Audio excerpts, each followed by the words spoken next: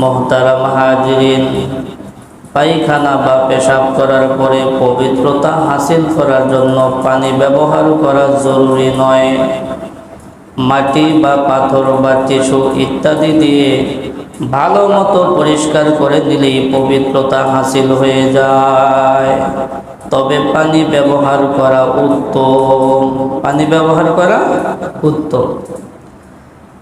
সরকার দো আলম রাসূল পাক সাল্লাল্লাহু আলাইহি ওয়াসাল্লামের যুগে পানির সংকট থাকার কারণে সাহাবায়ে কেরাম পানি ব্যবহার করতেন না। শুধুমাত্র তারা পায়খানা পেশাব করার পরে ঢিলাগুলোকেই ব্যবহার করতেন। তবে মসজিদে কুবার কিছু সংখ্যক লোক যারা ঢিলাগুলো ব্যবহার করার পরে পানিও ব্যবহার করত ভালো মতো পবিত্রতা অর্জন করার জন্য। এই বিষয়টা আল্লাহ পাক রব্বুল আলামিনের কাছে খুবই পছন্দনীয় হয়েছে।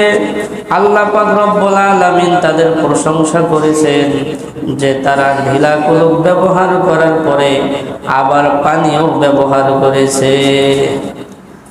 আল্লাহ পাক রব্বুল আলামিন তাদের প্রশংসা করে তাদের ব্যাপারে আয়াত নাজিল করেছেন, ফীহি রিজালুন ইউহিব্বুনা আইয়াতাতাহহারু ওয়াল্লাহু ইউহিব্বুল মুত্তাহহিরিন।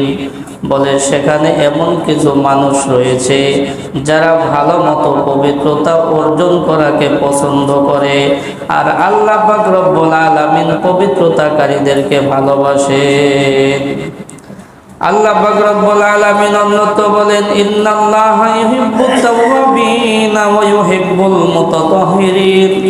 আল্লাহ পাক রব্বুল আলামিন তাওবাকারীদেরকে ভালোবাসেন এবং যারা ভালোমতো পবিত্রতা অর্জন করেন তাদেরকেও ভালোবাসেন।